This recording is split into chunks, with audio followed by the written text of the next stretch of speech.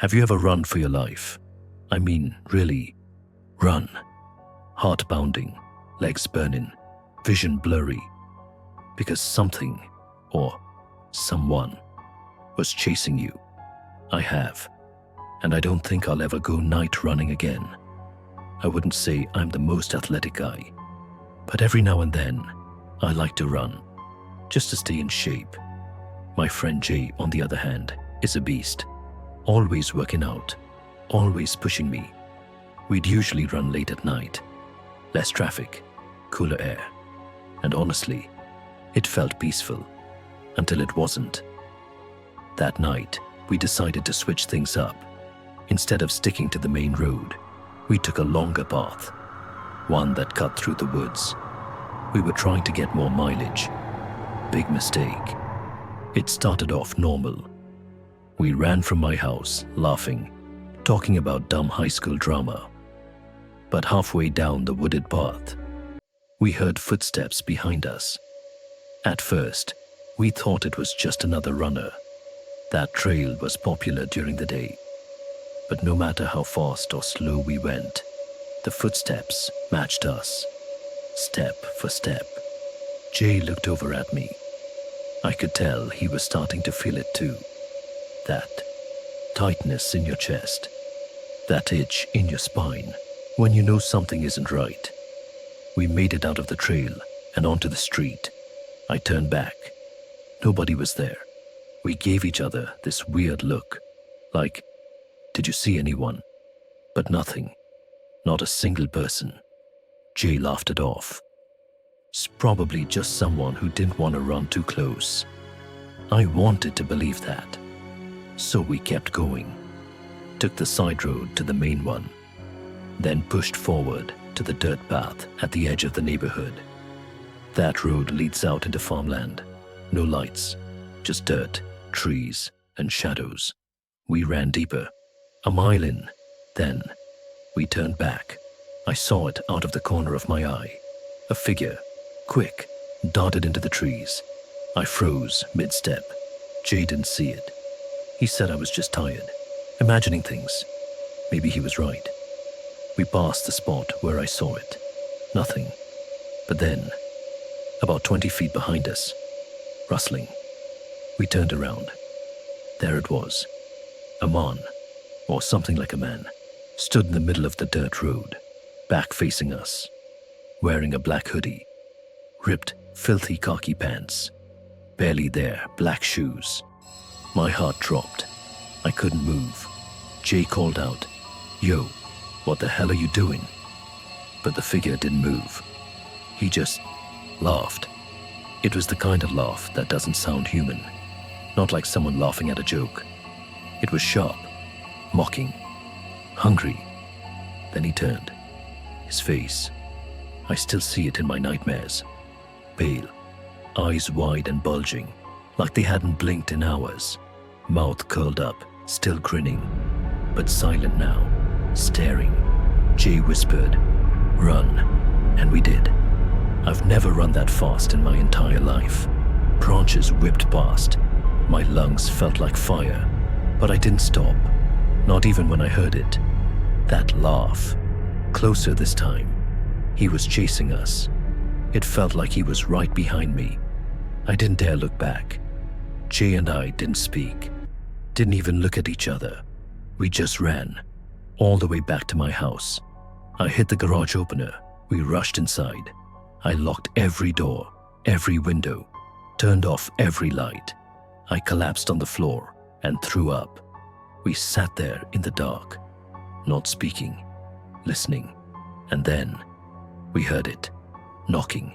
3 slow, deliberate knocks on the back door. But when we looked, no one was there. Just a single footprint in the dirt, facing the door.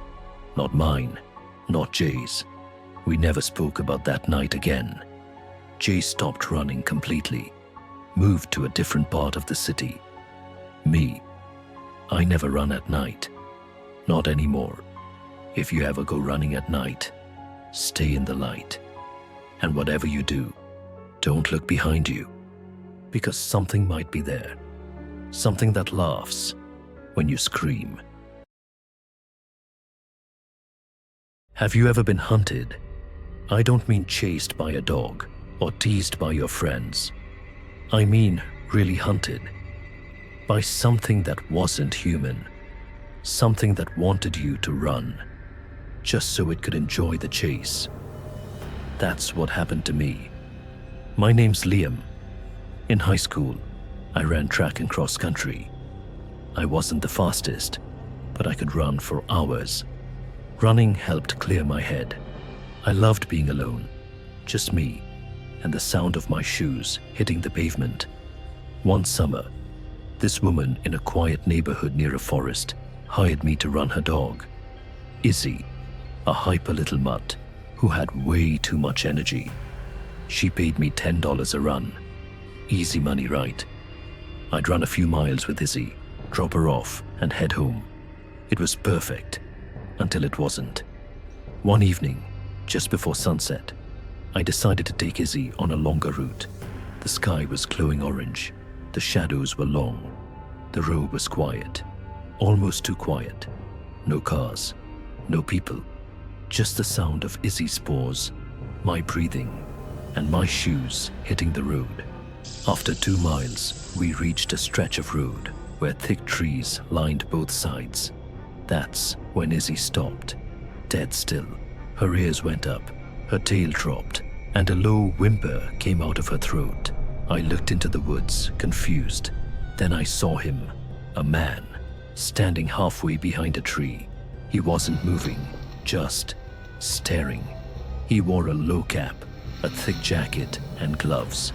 Weird, considering it was a warm evening. I nodded politely, tried to act cool, and kept jogging. But Izzy wouldn't move. She growled, low and shaky. I tugged her leash gently. Come on, Izzy. She took a few steps, and so did I. Then I turned around. The man had moved. He was now standing right at the edge of the forest, closer to the road, still staring, head tilted just slightly to the side. Like he wanted me to notice he'd gotten closer. Like he was playing some kind of sick game. A cold wave washed over me. My legs wanted to run, but I kept walking, trying not to show fear. I picked up the pace. Izzy kept looking back. So did I. The woods looked empty again. Maybe I imagined it. But then, out of the corner of my eye, movement. I turned. He was running at us, full speed, in his hand, a giant butcher cleaver. I couldn't even scream. I just ran, faster than I'd ever run in my life. Izzy was barking, the leash jerking in my hand as we tore down the road. I didn't look back. I couldn't. I heard his boots pounding the pavement behind me, but I didn't hear him breathing. That's when I realized something was wrong. Really wrong. I could hear myself gasping. I could hear Izzy panting. I could even hear the wind in the trees. But not him. No breath. No sound. Just those heavy footsteps getting closer. I risked a glance back. He was right there, 10 feet behind us, face twisted in a sick, angry grin. His arms flailed when he ran. Unnatural. Too fast. Like his body wasn't used to moving that way. And his eyes, wide, unblinking, locked on me. We reached the neighborhood. I turned into a random yard, then another. I zigzagged through backyards, jumped a fence, tore past a kid's swing set. I could barely breathe. My legs were burning, but I didn't stop. Finally, I ducked behind a shed, pressed my back to the wall, clutched Izzy tight. My chest heaved. My whole body shook. I listened. Nothing. No footsteps. No voice. Just silence. I slowly turned my head to look. There he was, at the top of the hill, staring down at us, cleaver hanging from his hand. He didn't move, just stood there, watching, like he was done. His face now, completely blank. No anger, no grin, just nothing. Then headlights. A car turned onto the road behind him. He looked toward it and walked into the woods, calm. No rush. Gone. I waited there for what felt like an hour. When I finally stood up, my legs nearly gave out. I snuck back to the woman's house using a long side route.